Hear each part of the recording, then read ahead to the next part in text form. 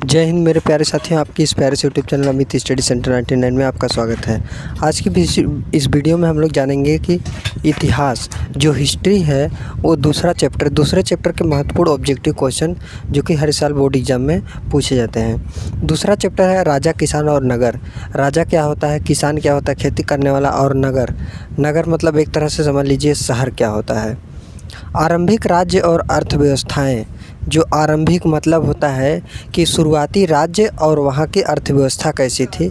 लगभग 600 ईसा पूर्व से 600 ईस्वी तक पढ़ना है इस चैप्टर में। तो आज की इस वीडियो में हम आपको सभी बहुत महत्वपूर्ण बहुविकल्पी प्रश्न बताएंगे।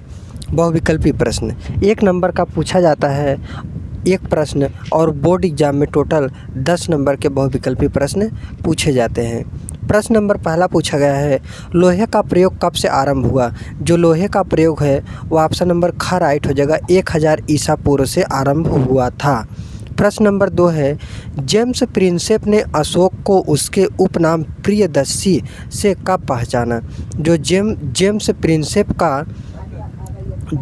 प्रिंसेप है वह अशोक का उपनाम प्रियदर्शी से कब पहचाना था। तो ऑप्शन नंबर ग राइट हो जाएगा 1837 ईस्वी में। प्रश्न नंबर 3 है, गिरिब्रज किसकी राजधानी थी। जो गिरिब्रज जगह है वह किसका राजधानी था। तो मगध, ऑप्शन नंबर घ राइट हो जाएगा, मगध की राजधानी था। कौन, गिरिब्रज की राजधानी जो था वह मगध था। प्रश्न नंबर 4 पूछा गया है, कथा सरित सागर नामक ग्रंथ किसने की है। कथा सरित नामक जो ग्रंथ है उसकी रचना किसने किया है।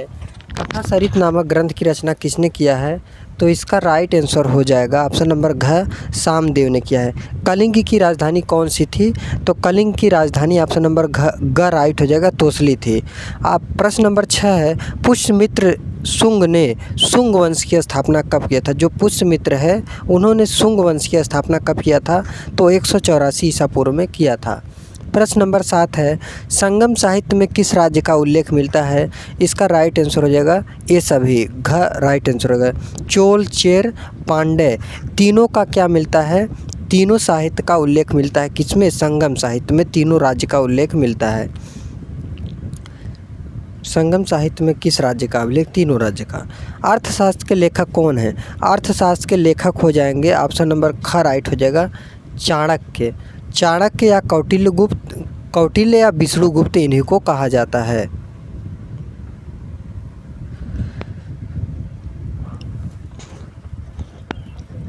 प्रश्न नंबर 9 है, निम्नलिखित में से कौन सा यूनानी दूत सेल्यूकस द्वारा चंद्रगुप्त मौर्य के दरबार में भेजा गया था। तो वह ऑप्शन नंबर ख राइट हो जाएगा, मेगास्थनीज क्या था, एक यूनानी दूत था जो कि सेल्यूकस द्वारा चंद्रगुप्त मौर्य के दरबार में भेजा गया था। कौन, मेगास्थनीज। इंडिका के लेखक कौन है। इंडिका जो पुस्तक किसने लिखा है। तो ऑप्शन नंबर ख राइट हो जाएगा, मेगास्थनीज ने लिखा है। प्रश्न नंबर 11 है, साम्राज्य के अधिकांश हिस्से में अशोक के शिलालेख लिखे गए थे किस भाषा में। साम्राज्य के जो सबसे ज़्यादा हिस्से में अभिलेख लिखे गए थे किसके लिखे गए थे, शिलालेख लिखे गए थे किसके, अशोक के। किस भाषा में लिखे गए थे।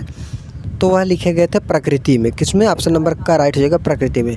प्रश्न नंबर 12 है, मेगास्थनी जो चंद्रगुप्त मौर्य के दरबार में आया था वह क्या था, इतिहासकार था। मेगास्थनी जो चंद्रगुप्त मौर्य के दरबार में आया था वह क्या था, इतिहासकार था।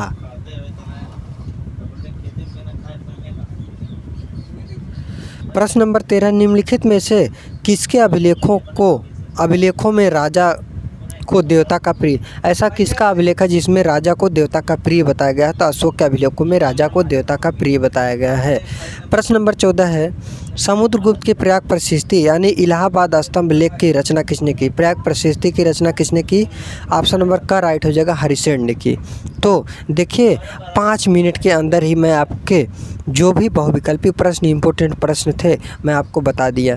अगर इसी तरह का वीडियो आप पाना चाहते हैं तो हमारे चैनल को सब्सक्राइब करके हमारे चैनल से जुड़ जाइए। इस तरह के क्योंकि जल्दी से ही पूरे चैप्टर के जो भी महत्वपूर्ण क्वेश्चन थे, और इस चैप्टर में जो कि सभी क्वेश्चन कितने 4 साल 5 साल के अंदर ही पूछे जाते हैं, बहुत से बहुत पूछे जाते हैं 10 साल के अंदर। तो यह बहुत टोटल कितना थे, 2020 का था, 2019 का था, तो इसी तरह का प्रश्न इसमें पूछे गए हैं। तो आज के लिए बस इतना ही। जय हिंद, जय भारत।